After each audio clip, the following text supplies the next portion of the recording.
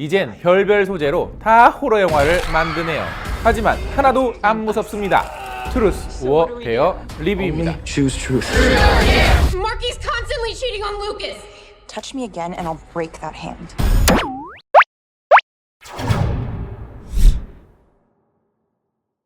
절친들과 멕시코로 떠난 봄방학 여행. 그러나 그곳에서 우연히 만난 한 남자에 의해 진실 혹은 도전이란 게임을 하게 됩니다. 알고 보니 그 게임은 그냥 장난이 아니라 진짜 저주가 걸린 게임입니다. 진실을 말하거나 도전을 하지 않으면 죽게 되는 저주. 과연 주인공들은 무사히 그 저주에서 풀려날 수 있을까요? 공포, 스릴러, 드라마, 영화입니다. It only ends when all the players are dead. 안녕하세요. 같이 영화 보는 남자 엉준입니다. 오늘 리뷰해드릴 영화는 트루스 오어 데어인데요. 이번 리뷰는 짧을 것 같습니다. 별로 그렇게 할 얘기가 많지 않아요. 저의 산 호러하우스의 명가 블룸하우스의 신작인데요. 참 이제는 하다 별별 소재로 다 그냥 호러로 만들어버리는 영화사인 것 같습니다. 이번 영화 트루스 오어 데어 같은 경우에는 아이디어만 좋을 뿐 재미는 정말 없었어요. 정확하게 따지면 이거는 호러라고 하기에도 뭐하고 블랙 코미디 혹은 코미디라고 하기에도 뭐하고 뭐 스릴러 영화라고 하기에도 뭐하고 드라마라고 하기에도 굉장히 애매한 그런 애매모호한 영화가 돼버리고 말았습니다. 이 영화 시나리오는 참 잘 썼어요. 영화가 재미없다 이꼬르 시나리오를 못 썼다가 여러분 절대 아닙니다. 이 영화는 그냥 시나리오라는 그 기술적인 면만 놓고 보자면 잘 썼어요.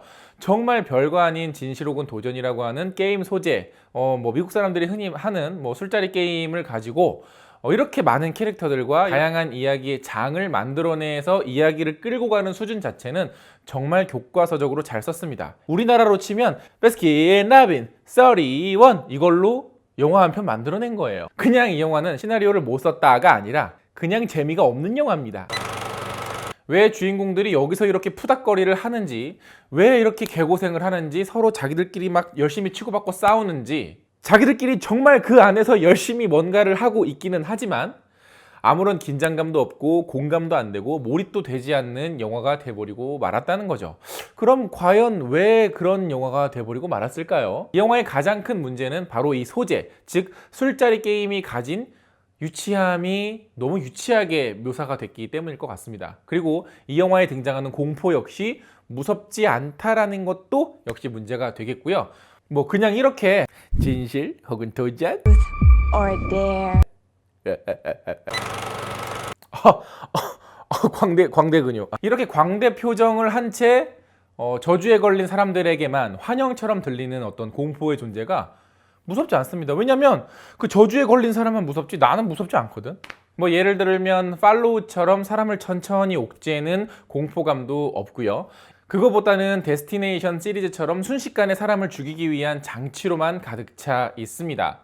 그러나 데스티네이션이 조금 허무할 정도로 과장이 되기는 했지만 나름대로 어떤 그 죽음의 과정에 있어서 뭔가 좀 섬뜩하거나 무서운 부분이 있다면 이 영화는 그냥 저게 겨우 그냥 저주야? 별로 이렇게 말도 안 되는 저렇게 가소롭지도 않은 게임을 시킨다고? 그냥 대놓고 사람을 죽이라 그러네? 정도의 수준에 그치고 만다는 거죠. 그리고 이 영화는 속도감이 굉장히 빠른데요. 근데 속도감이 빠른 것 치고 영화가 너무 루즈하더라고. 그 빠른 속도감 역시 영화의 공포를 만들어내기 위해서 빠른 속도감으로 이야기 진행이 되는 게 아니라 야 우리 아직 할 이야기가 정말 많이 남아있으니까 빨리빨리 넘어갑시다 라는 식으로밖에 진행이 되지 않습니다.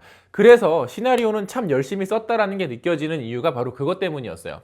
이렇게 영화의 속도감과 관객들이 몰입하는 속도감이 서로 동떨어져 있다 보니 이 영화 속의 세계관이나 이야기 혹은 긴장감 여러 가지 어떤 캐릭터의 몰입에 관객들이 제대로 들어가지 못했던 것 같습니다.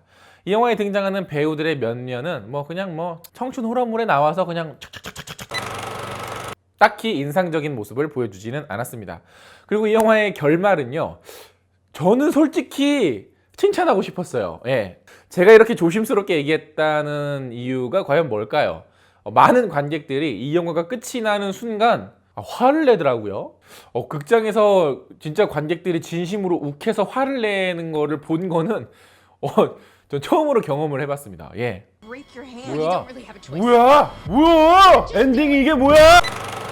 근데 제가 마음에 들었던 이유는 그냥 이 결말 자체만 놓고 보자면 기존의 호러 영화가 가지고 있던 혹은 이 저주에 걸린 어떤 주인공들이 가진 이야기 이런 클리셰들을 조금 비틀었기 때문에 나름 신선하다고 느꼈기 때문인데요.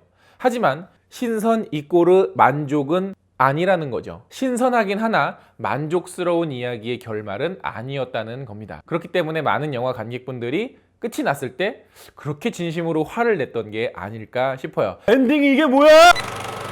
자, 이 영화 역시 제 유튜브 커뮤니티 탭에서 많은 분들의 의견을 받아봤는데요. 그거 한번 같이 읽어보도록 하죠. 시간은 쿠바사님께서는 솔직히 저 제작사 영화들 다 똑같지 않나요? 소재만 신선하고 하지 말라는 짓 하다가 주인공만 빼고 다 큰일 나는. 시간은 쿠바사님은 블루마우스의 작가로 들어가셔도 될 것 같습니다. 김김님께서는 영화 데스티네이션 같은 느낌이네요. 영화 제목하고 소재만 다른. 뭐 거의 비슷합니다. 수학리스트님께서는 개인적으로 블루마우스 실망함. 너무 안 무서움. 진짜 눈꽃만큼도 안 무섭고요.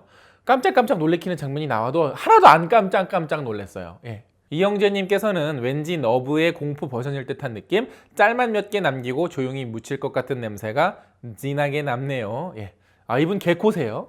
양복쟁이님, 진실 혹은 도전 게임을 통해서 주인공들의 사생활이 드러나는데 딱히 공감이 안 갔어요. 처음 보는 얼굴들인데 누가 누굴 좋아하든 바람을 피든 노관심일 뿐. 그러니까 정말 이 주인공들의 어떤 이 사생활과 여러 가지 이런 것들은 굉장히 복잡하고 진지하고 무거운데 우리는 별로 노관심. 김하연님께서는 얼굴 뽀샵 어플에서 드래그 잘못한 얼굴. 저는 뽀샵을 안 해도 알아서 드래그가 됩니다.